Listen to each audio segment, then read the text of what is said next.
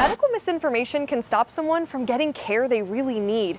Doctors are now finding that medical misinformation about abortion is targeting women with fewer resources to get the truth. It breaks my heart to see a post like this. Unfortunately, Dr. Melissa Simon has started seeing posts like this all too often. A young Latina who moved from Mexico to the United States and received a legal first trimester abortion procedure and then died an hour and a half later because of massive bleeding. This is just completely untrue. These posts are just one way Dr. Simon says people spread false stories about abortion.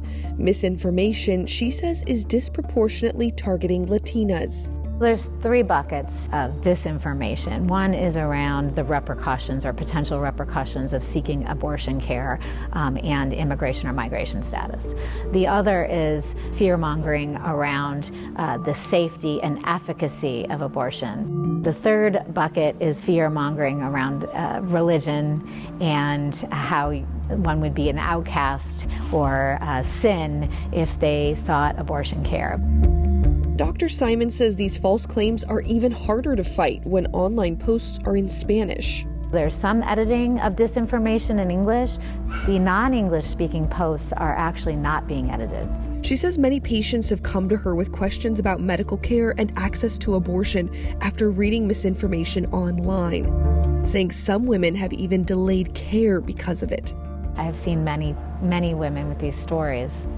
It's really sad, actually. And for Latinas, it's especially concerning because our maternal mortality rate is actually at an all-time high. But it's not just abortion misinformation circulating online. Prescription company GoodRx found that 70% of Americans have been exposed to medical disinformation of some kind. Of those exposed, almost half were not confident in their ability to decide between the truth and misinformation.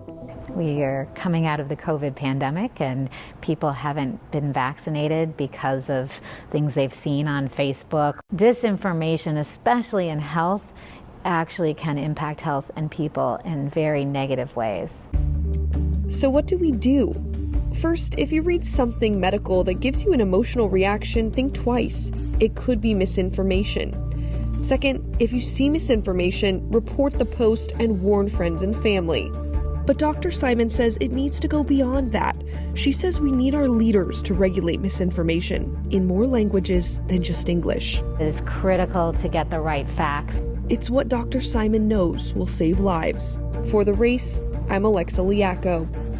Thank you for joining us this week for our topic, misinformation. Next week, we're taking a look at Hispanic heritage. Until then, from Los Angeles, I'm Chris Stewart, and this is The Race.